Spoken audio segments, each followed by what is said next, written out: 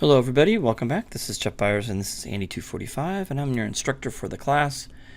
And we are working on the flour sack animations. So you've got two of them you have to complete. And there are no videos for these, but I do have instructions and references that you can look at to be able to complete these animations. I think you know enough to get started, and if you have any issues you can always email me. Alright, so I do want to talk to you about the rig and how to get started with it. So you're going to have to download the two scenes. There's going to be two of them. One's going to be one for the jump up and down, and the other one's going to be for jumping over boxes. So make sure you download those. You'll have to unzip them once you download those, and they're in Module 5. So download those, unzip them, and place those in your scenes folder. When you're done, make sure you set your scene, set your project, and when you do that, you'll be able to go to File, Open Scene, and it should come right up. So we're going to click on Flour Sack Jump Up, Down, Start. This is an MA file, so when you save it, you'll have to save it as an MA file. Okay, go ahead and click Open. Don't save. And you're going to get this error. This is just an error where this is an older rig, and what's happening is that it just doesn't support any of those nodes anymore, and that's fine. Just click OK. Alright, so I'm going to go to Animation up on the shelf. You'll notice that I have a sack all, a script that I created to select all of your controllers. Now this is going to be a more advanced rig. You can see all the controllers there are. So you have to be aware of that. And so now we're getting into rigs that are a lot higher complexity. And so with that, it becomes a real problem to keyframe all of these at once. So I've got a picker, a selection picker, so that I created. And I'm going to go click on it, and you can see that it selects everything. So when you keyframe, you're going to want to keyframe all of that before you hit the S key. So make sure you select all of that. So you'll pose it, and then you'll select all, and then you can hit the S key to keyframe that. Okay, so that's how you're going to animate that. So let's take you through the controls. I've got everything in a layer. So we've got our controls in a layer. We've got our geo in a layer, and we've got our ground in a layer, so we can get rid of that. So with the jump animation, again, I'm not going to go through the jump animation. You know all the mechanics for the jump animation, but what I will show you is how this rig works. So I'm going to turn off the ground layer, and this allows us to move up and down. Now you would think the center piece would, but that moves the stomach, so we can shift that weight up or down, which is really cool. Okay, all right, so the center piece is not for moving it, so you will have to move it with the controller, the placement controller, and that's what it is right here. You can also look in Windows, go to Windows Outliner. You can see if I hold down the Shift key and click on the plus sign next to the rig group, you can see how this rig was put together, and it's quite complex.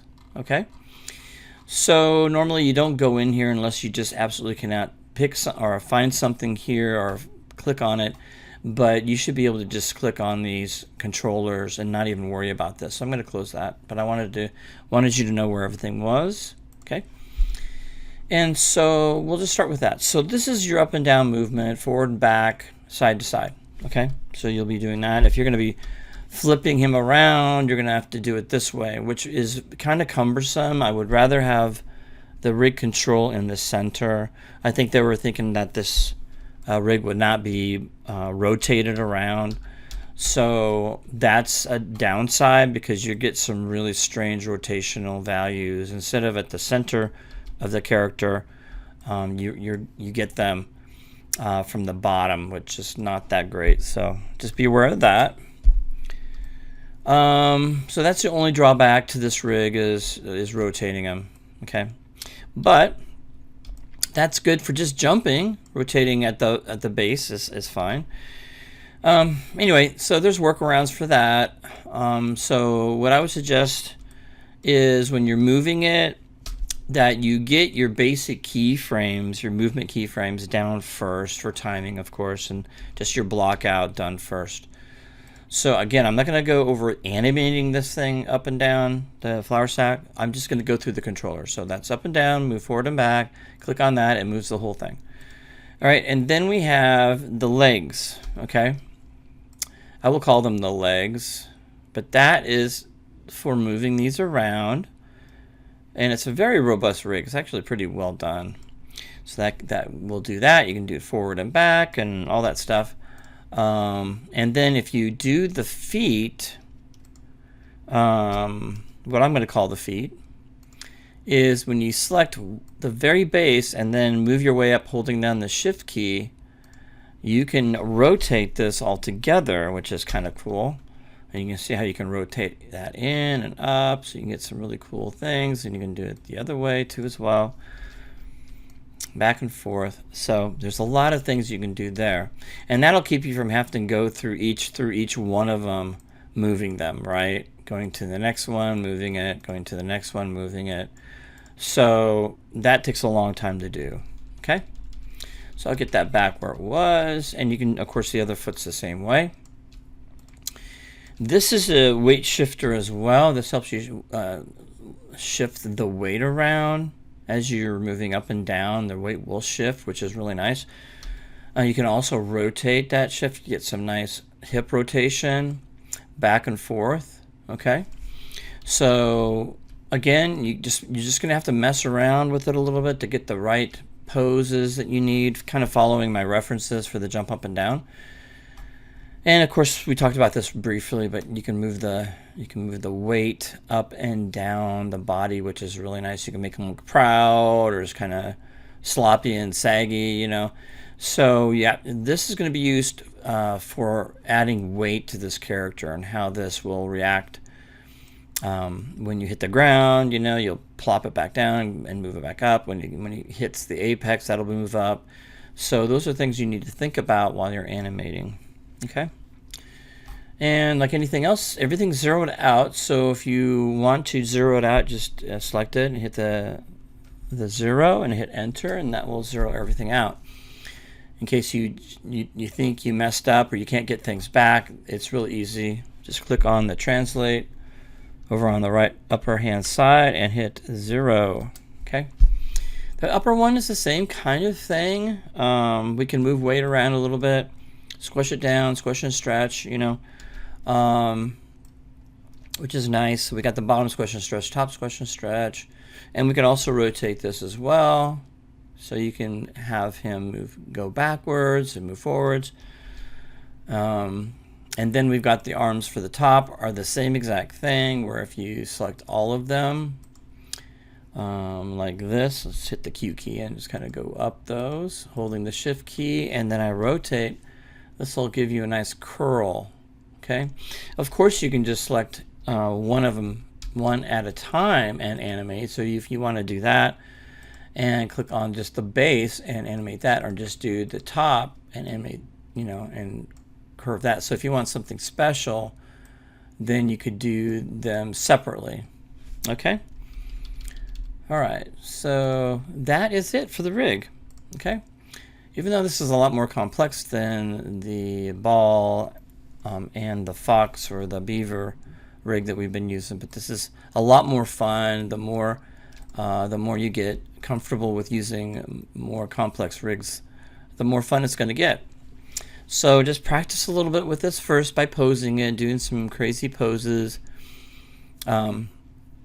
Maybe do a surprise pose, just kind of get used to the rig, and let's arch his back a little bit and put the weight down a little bit lower, probably like that, and just really push that and move that back. Kind of a really, I'm scared, maybe fling the arms back a little bit. So I'm going to click on that and just rotate those all together like that. And do the same thing on the other side. So just kind of pose the character around a little bit so you get a little more comfortable with the rig. And that's basically it. Just kind of do some poses, get used to it, and then zero it out. Once you do a couple poses with the character and you're feeling confident and comfortable, you can always just zero these out, hit enter. Okay, and that's it. Once you get everything zeroed out, you're ready to rock and roll and use the references as a just kind of get the poses out and blocked out for the jump animation, and then you're on your own with the jump over the box and then he face plants at the end. Of course, I'll have an example for you to look at what I would like you to do. So look at the example. I'm going to have some blockouts of the poses, the key poses. And that should get you started. Of course, you'll have to animate and polish it on your own, make it look good, and make sure you give the character personality. And I can't wait to see what you guys come up with, and have a great week. And I'll see you in the next video.